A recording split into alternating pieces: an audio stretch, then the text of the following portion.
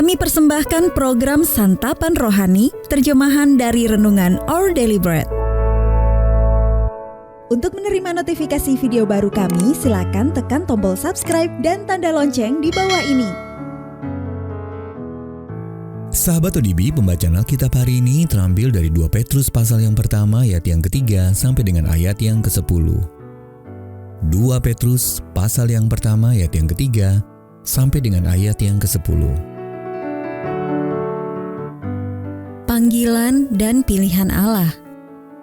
Karena kuasa ilahinya telah menganugerahkan kepada kita segala sesuatu yang berguna untuk hidup yang saleh oleh pengenalan kita akan Dia, yang telah memanggil kita oleh kuasa-Nya yang mulia dan ajaib. Dengan jalan itu, Ia telah menganugerahkan kepada kita janji-janji yang berharga dan yang sangat besar, supaya olehnya kamu boleh mengambil bagian dalam kodrat ilahi dan luput dari hawa nafsu duniawi yang membinasakan dunia.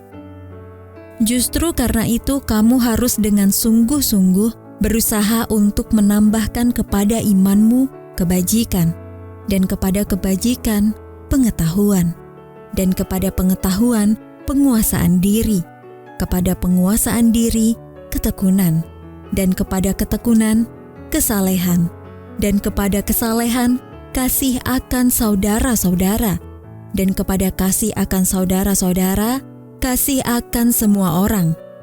Sebab apabila semuanya itu ada padamu dengan berlimpah-limpah, kamu akan dibuatnya menjadi giat dan berhasil dalam pengenalanmu akan Yesus Kristus Tuhan kita.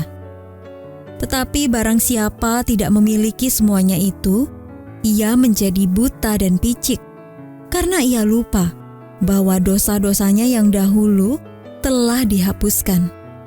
Karena itu saudara-saudaraku, berusahalah sungguh-sungguh supaya panggilan dan pilihanmu makin teguh. Sebab jikalau kamu melakukannya, kamu tidak akan pernah tersandung.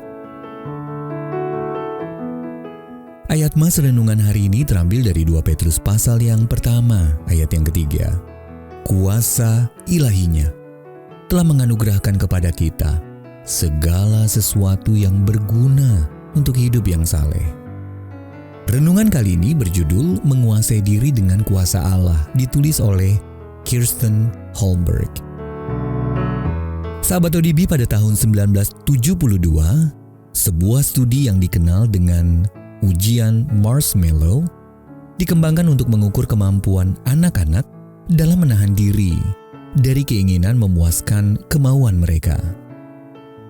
Anak-anak ditawari sebutir marshmallow, tetapi diberitahu jika mereka dapat menahan diri selama 10 menit untuk tidak memakannya, maka mereka akan diberi marshmallow kedua. Sepertiga dari anak-anak itu mampu menahan diri demi mendapat lebih, tetapi sepertiga lagi langsung melahapnya dalam waktu 30 detik. Mungkin kita akan sulit menguasai diri ketika ditawari sesuatu yang kita inginkan. Bahkan ketika kita tahu bahwa jika mau menunggu kita akan mendapat keuntungan lebih.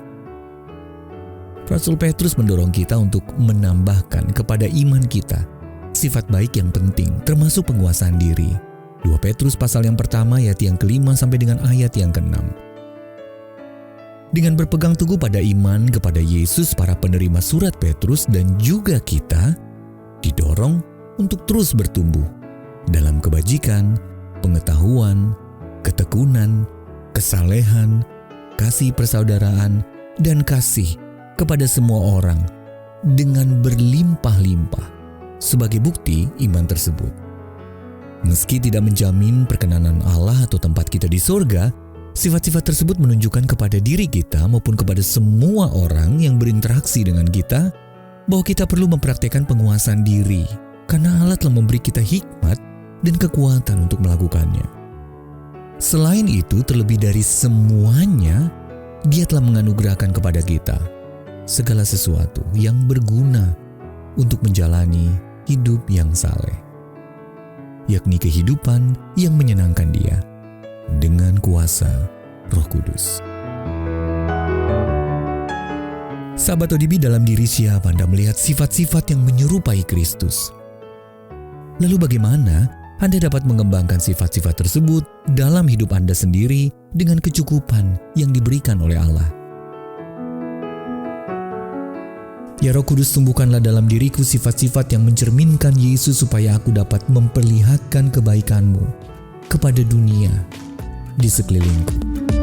Our daily bread ministries, wartakan firman